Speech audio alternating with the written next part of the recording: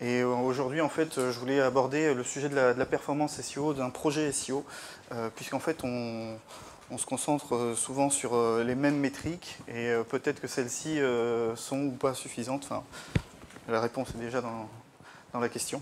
Ce dont on va commencer directement dans le vif du sujet en parlant de la position. On fait tous du SEO, ou presque tous, et ce qu'on va suivre principalement dans le cadre de notre stratégie, c'est l'évolution de ces positions.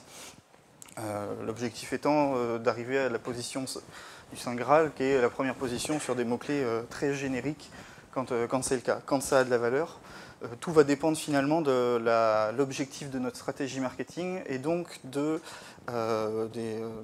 des enjeux que les mots-clés apportent. Ce qui veut dire que derrière, on se retrouve à avoir des positions qui sont qui évoluent en fonction donc des stratégies. Mais ces positions, est-ce qu'on est certain de pouvoir toujours les acquérir? Notre métier, c'est de rendre visibles les sites dans les moteurs de recherche, en travaillant principalement sur les techniques, le contenu et la popularité. Sauf que Google ne se base pas uniquement sur ce travail de qualité de contenu. Il exploite d'autres éléments, comme par exemple la géolocalisation de l'internaute dans l'affichage, pour afficher un résultat. C'est quelque chose sur lequel on n'a pas forcément la main et qui influe directement les positions. Autre point qui est non négligeable, c'est toute l'historique de recherche. On sait que le fait de chercher un sujet en particulier ou précis, comme les voitures, le fait de travailler sur une sémantique qui est proche de l'automobile, au fur et à mesure, les résultats vont se préciser et vont être beaucoup plus pertinents en fin de phase de recherche qu'en début de phase de recherche. Parce qu'on a un historique de recherche qui est concentré sur une même thématique, sur un même mot-clé. Et cet historique de recherche a forcément des impacts sur le positionnement. Ça, c'est quelque chose qui a été introduit par Google il y a déjà quelques années, mais qu'il est toujours bon de se remémorer pour se rappeler que la position qu'on a sur notre ordinateur ou avec notre logiciel n'est pas forcément celle d'un autre.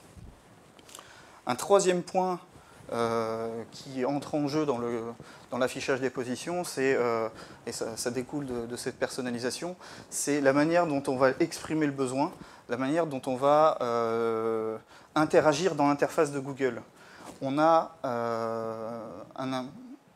un point assez important qui est de se dire que la manière dont on va exprimer le besoin, au fur et à mesure, et c'est le principe de Google Instant, c'est de pouvoir prédéfinir des résultats en fonction d'un début de requête.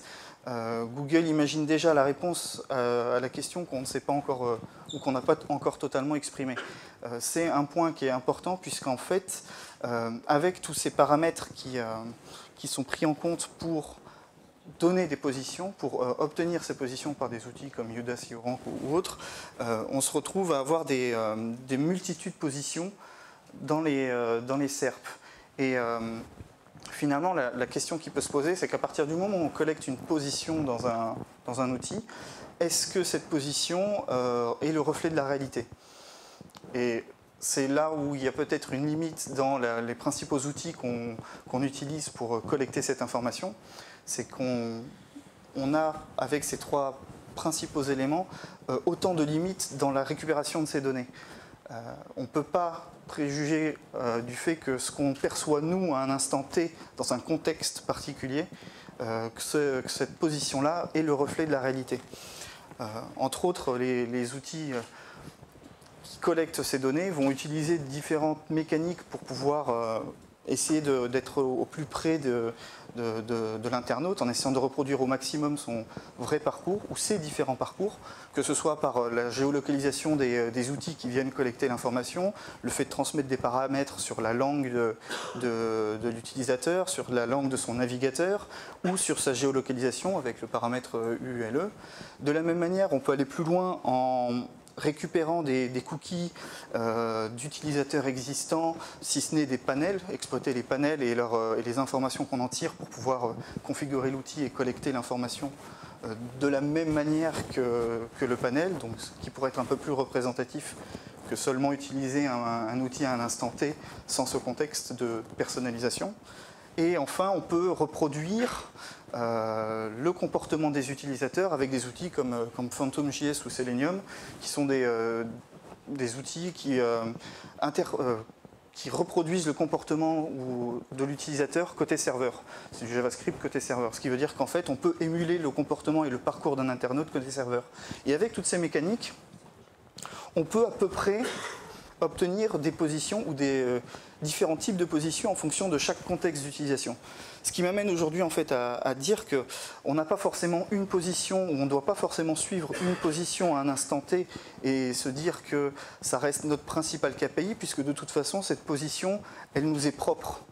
Et ce qui serait probablement plus intéressant, c'est de parler de position moyenne. Et Google le fait très bien pour le moment, même si on ne sait pas forcément comment il le calcule. Mais dans les Google Webmaster Tools, quand on fait de l'analyse, quand Google donne l'information, il parle bien de position moyenne. On ne sait pas comment elle est calculée, mais c'est vrai que dans l'idée, à partir du moment où on veut se rendre visible dans les moteurs de recherche, comme on a tous des expériences utilisateurs différentes, comme on a tous des historiques de recherche différentes, on se retrouve à avoir des positions différentes et que pour un site web, être premier à un instant T sur une position, est-ce que c'est aussi viable et aussi efficace que d'être positionné en moyenne sur l'ensemble des positions sur une période plus ou moins large? C'est là où la position moyenne a probablement plus de sens à terme qu'une position fixe à un instant T. Donc ces positions, c'est généralement le premier critère d'analyse qu'on suit, puisque c'est avec les outils qui existent sur le marché, c'est un moyen très rapide de détecter facilement l'évolution de nos actions. Mais ce n'est pas forcément suffisant. Avec la position, je parle d'exposition, on fait souvent l'amalgame, je suis positionné ou j'ai une visibilité dans les moteurs de recherche. Entre position et visibilité, il y a un gap, et c'est ce que j'essaye d'exprimer avec l'exposition. Cette exposition, elle est de manière assez simple, elle peut être traduite assez simplement. On essaye d'être premier, ok. On a 9 autres résultats, pourquoi ne pas essayer d'être visible dans ces 9 autres résultats? On sait pertinemment que plus on va squatter l'espace, plus on est présent dans l'interface, plus les clics et la propension aux clics augmentent. Ce qui fait qu'aujourd'hui, traiter la position de manière unique sans prendre en compte ces notions d'exposition, de visibilité ou autre, peut être assez limité. C'est d'autant plus vrai avec, entre autres, la recherche universelle, puisqu'une image va attirer plus facilement l'œil que du texte. Et qu'avec ce type de résultat, de SERP, on peut se retrouver être premier en résultat naturel. Pour autant, la visibilité est trustée par les images, parce qu'elles vont capter l'attention. De la même manière que sur 2 images équivalentes, l'œil a tendance à pencher vers une image qui propose un personnage plus qu'un objet. Entre 2 personnages, c'est le visage qui va prédominer, qui va attirer le regard. Sur un visage, ça va être les yeux. Et l'orientation des yeux peut impacter toute la capacité de la personne qui lit l'information. Il faut bien se dire qu'une image va prédominer sur du texte, elle capte l'attention plus que du texte. Et c'est important d'avoir ça en tête quand on fait notre analyse de résultats de positionnement. Il faut penser aussi qu'un élément qui est bien plus gros attire forcément l'attention. C'est tout le principe de l'AIDA, le fait d'attirer l'attention, susciter l'intérêt, provoquer le désir et faire passer à l'action. Plus l'élément est gros, plus il aura tendance à être vu, à être visible, et les gens auront tendance à cliquer sur cet élément. Ce qui fait qu'aujourd'hui, au-delà de vouloir être positionné sur l'un des plats traditionnels de la région du Nord, en réalité, ce qui capte l'attention, c'est bien l'information apportée par Wikipédia sur un Google Rich Snippet. Et c'est des opportunités pour nous de pouvoir facilement aussi se positionner sans forcément travailler un simple contenu texte, mais d'apporter des contenus complémentaires comme les images, les vidéos, ce dont on parlait précédemment. Autre point aussi, mais ça revient à ce que je disais par rapport à la position et à la manière de la traiter, comme on a en termes de fréquence de recherche, on a le nombre d'impressions et de fréquences d'apparition. C'est un autre indice que Google donne dans ses Google Webmaster Tools qui est non négligeable, mais parce qu'il permet simplement de se dire qu'on est pérenne en termes de visibilité. Au-delà de faire un un check de sa position tous les jours, toutes les semaines, tous les mois, en fonction des projets, en fonction des mots-clés sur lesquels on veut se positionner. Le fait d'avoir ce type d'information permet de savoir si plus simplement si notre positionnement est stable ou pas. Alors, si on avait à calculer un taux de visibilité, c'est assez complexe. Enfin, moi, je ne m'y risque pas forcément, même si on peut avoir plusieurs pistes pour essayer de calculer ces éléments. D'abord, il y a énormément d'études sur le web qui montrent que les taux de clics sont les plus forts en page 1, page 2, page 3. C'est un indice. Le fait de pouvoir de savoir si on est présent en page 1, page 2, page 3, on peut prendre en compte cet élément comme un élément influençant la visibilité. Un autre point, c'est les types de résultats. Le fait d'avoir une image, le fait d'avoir une actualité, le fait d'avoir du texte, tous ces éléments-là, on peut les pondérer, on peut leur associer une pondération et qui influencera le taux de visibilité. De manière plus simple et très classique, c'est simplement d'affecter un poids à chaque position dans les résultats. Et quelque chose qui n'est pas forcément réalisé, c'est pour les images, c'est qu'on parle souvent de positionnement en termes de présence horizontale. Qu'est-ce qui empêcherait d'imaginer un système où on prend la position verticale des éléments pour mieux traduire ce qui se passe dans la page de résultats. Et c'est là où en fait tous ces éléments-là combinés permettraient d'avoir un taux de visibilité qui peut être calculé assez simplement en ayant prédéfini ces pondérations. Sachant que cette exposition et ces positions définissent ce qu'est la visibilité.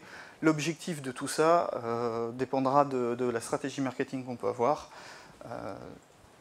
In fine, le trafic. La notion de trafic, bon, on sait qu'on fait tous du SEO pour de la position, quand on veut gagner en notoriété, quand on veut gagner en légitimité ou pour apporter de l'information, ça va être effectivement les visites.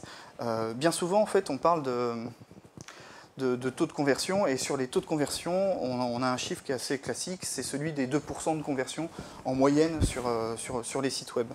2%, ce qui pourrait laisser penser que 98% du site ou des visites du site ne servent à rien, à l'inverse.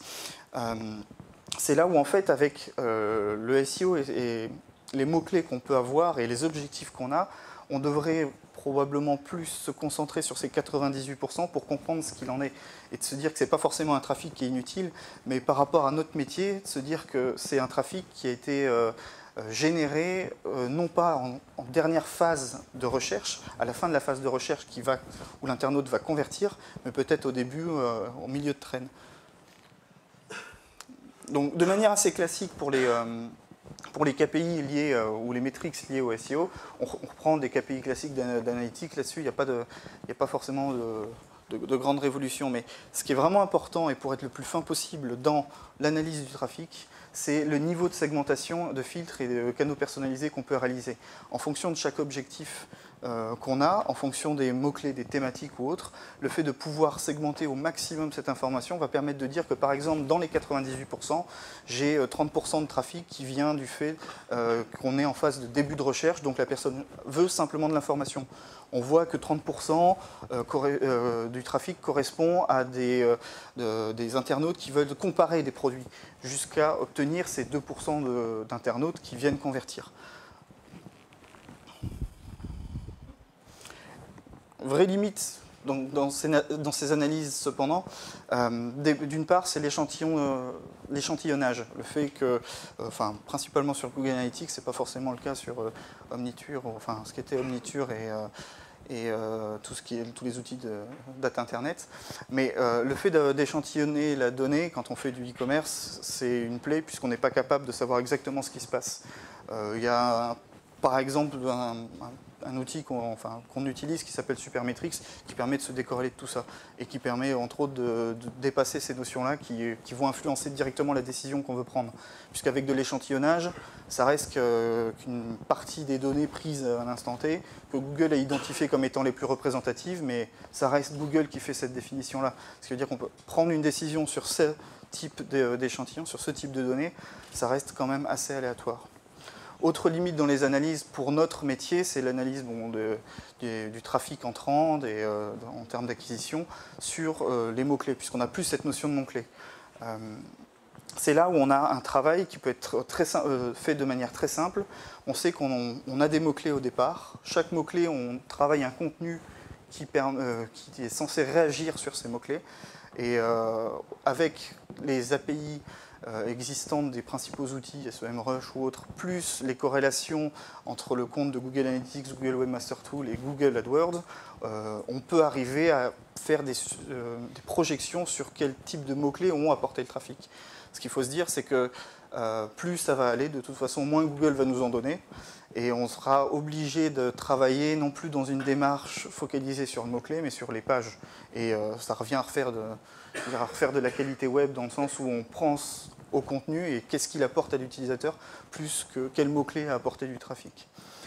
Et la dernière limite qui est assez importante et qui influence directement nos analyses, c'est le fait que sur la majorité des outils d'analyse de statistiques web, les données sont proposées par rapport au mode d'attribution du last click, c'est-à-dire qu'on donne au dernier levier qui a permis la visite tout le poids. Et je pense qu'à l'heure actuelle, dans notre métier, c'est une erreur, parce que notre métier, c'est avant tout d'essayer de positionner des contenus, certes, mais notre travail a un impact beaucoup plus long dans le temps, puisque c'est en général une stratégie à moyen terme et à long terme, contrairement à tous les autres leviers médias où on fait de l'achat d'espace. Tous ces leviers-là activent à un instant T un certain volume de trafic. On a des prestations qui sont dites en one-shot, où on sait que le trafic va être directement généré ou pas. À partir du moment où on coupe la campagne, on n'a plus ces effets de trafic. Et on essaye de comparer des leviers qui font du one-shot avec un levier qui est beaucoup plus pérenne et dans le temps. Ce qui fait que si on avait à modéliser ou à reprendre en compte la véritable puissance du SEO par rapport à une stratégie multicanale, le fait d'utiliser les outils et les données de base qui sont dans ces outils, on n'arrivera pas forcément à avoir des conclusions qui sont pertinentes et pérennes. C'est là où justement il y a un vrai travail à faire pour identifier entre chacun de ces leviers, entre le SEO et les autres, quels sont les rapports, quels sont les éléments de cause à effet. Puisque par exemple avec Google Analytics, l'analyse pas du tunnel de conversion, mais l'analyse des différents leviers en termes d'acquisition de trafic montre bien que le SEO génère en moyenne 50% de visites, c'est une moyenne, mais ce qui est certain, c'est que si on n'avait pas eu cette visite en amont, et pas forcément sur le dernier canal d'acquisition, dans le last click, on n'aurait pas forcément eu la visite. C'est là où on se rend compte qu'en fait, personne ne peut se passer de SEO, alors que si on regarde les analyses de base, on pourrait dire le SEO n'est pas assez performant, je coupe mes campagnes. À nous de faire en sorte qu'on puisse montrer et qu'on puisse comparer ce qui est comparable. Donc, là, on a vu globalement les trois principaux points qu'on analyse pour voir rapidement ce qu'était une performance sur notre projet. On peut aller beaucoup plus loin et c'est là où en fait je considère le métier d'SEO comme un vrai business, dans le sens où on identifie ce que recherchent les internautes. Ils ont un besoin, ils l'expriment. Notre métier, c'est de pouvoir leur apporter une réponse éditoriale qui peut être soit des contenus, des textes, des vidéos. Et clairement, quand on veut avancer là-dessus, on pense en termes de performance pure, performance business, au fait de faire intervenir le SEO pour faire baisser des coûts d'acquisition, puisqu'on a un travail dans le temps. Ce travail dans le temps permet, in fine, d'avoir vu l'investissement qui est fait au départ, un coût faible d'acquisition de clients ou de prospects. On pourrait même aller plus loin en se disant, voilà, au SEO, puisque je définis des besoins, j'apporte des contenus, au final, combien ça peut me rapporter? On voit beaucoup, par exemple, de Black Hat qui développent des sites satellites pour gagner en visibilité et en fait leur permettre d'avoir des tampons. Côté Whiteout, on va peut-être plutôt créer des sites thématiques qui vont capter les utilisateurs, et le fait pour un SEO de pouvoir créer ces sites complémentaires, indirectement, on peut, parce qu'on a en partie la main sur ces éléments, aller jusqu'à se dire, voilà, mon SEO, aujourd'hui, il m'a rapporté tant de chiffres d'affaires. Et c'est une question qui se pose dans ce cadre-là, c'est de savoir si on peut ou pas avoir carte blanche sur le projet. Puisqu'en fait, on travaille sur des mots-clés. Ces mots-clés, on essaye tant bien que mal de faire en sorte que le site web apporte de l'information par rapport à ces mots-clés, qu'on valorise ces contenus sur le web en les partageant, en développant la popularité ou en créant des liens pour certains. La question, c'est de savoir si est-ce que le SEO, pour obtenir des résultats, doit ou pas avoir carte blanche sur le site. Bien souvent, même en termes de qualité web, j'assimile assez souvent notre métier à celui d'inspecteur des travaux finis. Alors, c'est assez présomptueux, mais notre métier, si on veut pouvoir gagner en visibilité, gagner en performance, il nous faut avoir la main sur une partie de l'offre commerciale ou sa valorisation, parce qu'un SEO, il aura beau optimiser techniquement le site, il aura beau partager, créer des liens, si l'offre commerciale au départ n'est pas adaptée à ce qui se fait sur le marché, on n'arrivera jamais de toute façon à pouvoir se positionner. Un tant soit peu, on se positionnera de manière très ponctuelle, grâce à, par exemple, de l'achat de liens massifs où temporairement on gagnera en visibilité, mais la visibilité ne sera pas pérenne.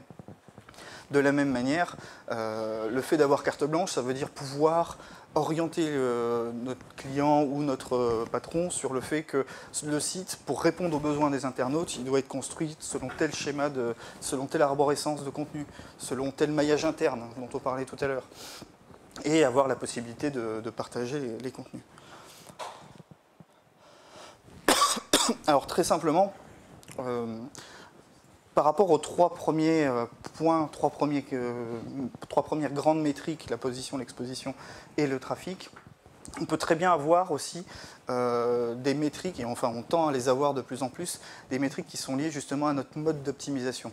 Tout à l'heure on parlait de maillage interne, c'est exactement ce dont il est question, et là je proposais en fait de manière assez simple trois nouvelles métriques qui étaient portées sur la technique, le contenu et la popularité.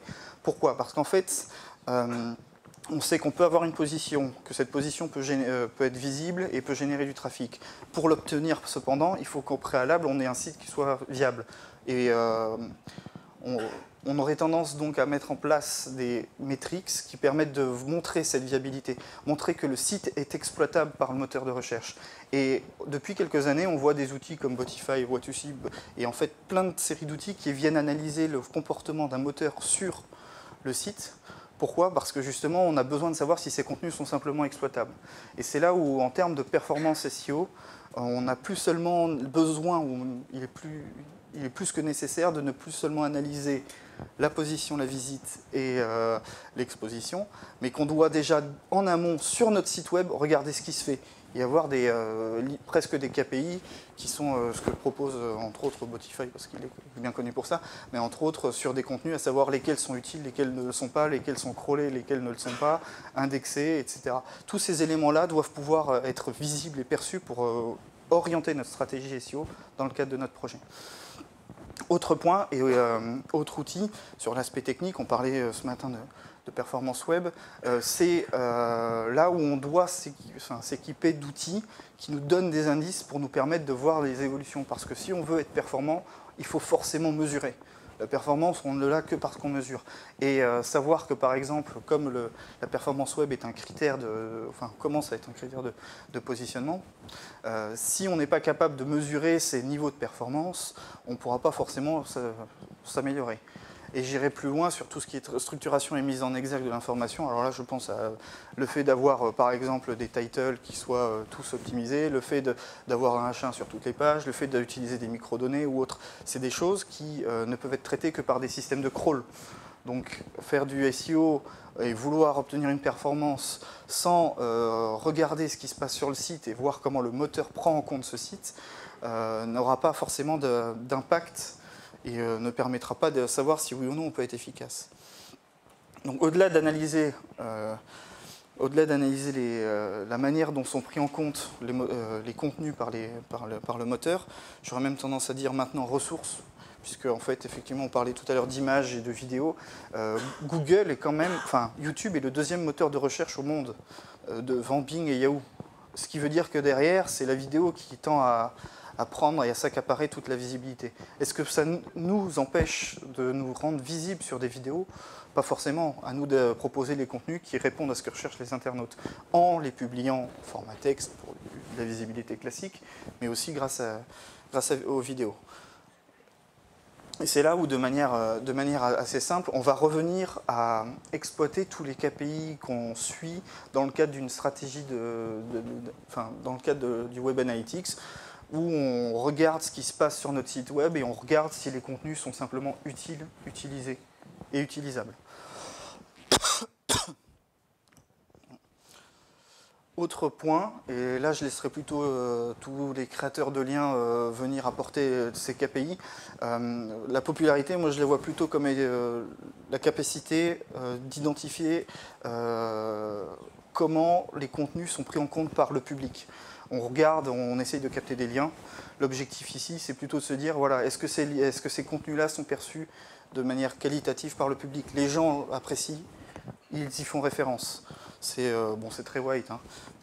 Mais ce qui est sûr, c'est que c'est un critère qui doit être analysé pour savoir si, au global, le potentiel du site est exploitable et pertinent. Mais toutes ces KPI n'ont de sens que si et seulement si on identifie au préalable les besoins. C'est ce que Lydia disait tout à l'heure, c'est que bien souvent on pense mots-clés. Mots-clés, c'est on utilise des outils pour trouver des mots-clés. On ne regarde pas le besoin qui est réellement derrière. C'est tiens, je vais choisir ce mot-clé parce qu'il y a un certain volume de recherche, il y a une faible concurrence, j'investis, je produis des contenus, je produis des liens, j'obtiens mon positionnement. Au-delà de ça, le mot-clé reste, et de manière indéniable, la métrique qui peut et qui doit orienter et driver en fait l'ensemble des autres actions qu'on va mener par le biais des segmentations, le fait de se dire je travaille sur un mot-clé de marque, je travaille sur des éléments de longue traîne, voire de très longue traîne, le fait d'avoir des mots-clés qui soient géolocalisés ou qui ne le soient pas. Tous des mots-clés qui sont liés à la saisonnalité. C'est par la segmentation, c'est le fait d'avoir une segmentation aussi fine au niveau des mots-clés qu'on peut obtenir cette performance. C'est là où le mot-clé, la keyword, la recherche, reste l'élément de base dans notre calcul de performance. Et c'est là où j'allais résumer très simplement le fait que la performance SEO, on l'a tous en tête, pour obtenir un ROI par le trafic, que ce trafic est effectivement lié à la visibilité, que cette visibilité est liée au potentiel du site, donc c'est tous les métriques qu'on commence seulement à auditer via des outils de crawl, il y a des outils d'analyse de log, et qu'en amont, il nous manque probablement encore des outils qui nous permettent de se dire, tiens, demain, j'ai identifié une niche, il y a du potentiel, je sais que je dois investir tant pour gagner tant. Et là, on arrivera à être performant. Et tous ces résultats de performance en fait, peuvent se traduire très simplement. Un potentiel de site égal, un site qui n'évolue pas en termes de contenu, mais et dont le positionnement est le même sur la durée. Le seul facteur qui va vous permettre de gagner en visibilité, c'est la saisonnalité. C'est le fait que parce qu'il y avait une augmentation des recherches, on obtient plus de trafic. Et la performance web ne peut être identifiée comme... on voit que le trafic augmente uniquement parce qu'on a une visibilité sur ce qui se passe au niveau des recherches.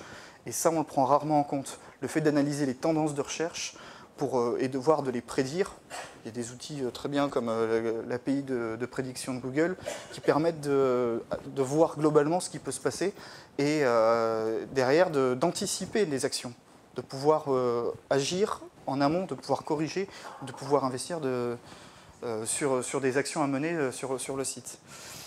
Dernier point, la performance SEO, elle doit être aussi dans votre projet. Là, on regarde énormément de métriques qui permettent de savoir si nos actions ont été efficaces ou pas.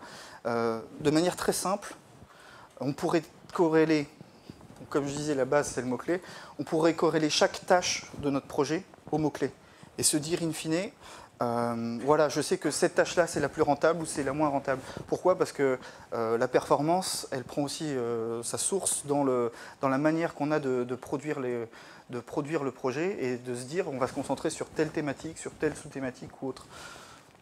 C'est là où, de manière assez simple, ces tableaux-là, la majorité des agences et des chefs de projet SEO en ont, mais on pourrait très bien calculer des ROI à partir de ces tableaux où on va corréler très simplement l'objectif du mot-clé ou de la page ou du lien, lui associer le temps de travail qu'on a réalisé, voir le potentiel que ce mot-clé ou cette page peut avoir grâce au volume de recherche dans les moteurs, regarder si ce potentiel existe sur le site ou pas, et comment il est pris en compte par les internautes comme par les moteurs de recherche au niveau de la visibilité pour générer et regarder ce qui se passe en termes de trafic.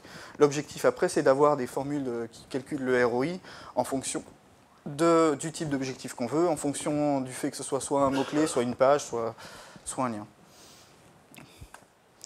Donc en clair, et pour résumer l'ensemble de cette introduction au sujet, parce qu'en 30 minutes c'est assez court, la performance SEO dépend nécessairement des objectifs qu'on va se fixer en termes de marketing, en termes commercial, en termes de communication. Il ne peut pas se limiter au ranking et au trafic. C'est vrai que ces éléments-là sont les plus prépondérants et ont plus de valeur puisque ça ils se commercialisent. Mais ce qui est certain, c'est que c'est les mots-clés qui doivent définir et qui doivent en fait orienter toutes ces stratégies. Comme je le disais tout à l'heure, pourquoi investir sur tel mot-clé ou tel autre? Certes, on a des volumes de recherche, mais derrière, on sait que le fait de segmenter les mots-clés permettra d'être encore plus efficace. Bien sûr, dans l'ADN du projet, sachant toutefois que voilà, trop de chiffres tue le chiffre, donc un vrai travail d'identification de KPI sur l'ensemble de cette chaîne de valeur est à réaliser. Voilà.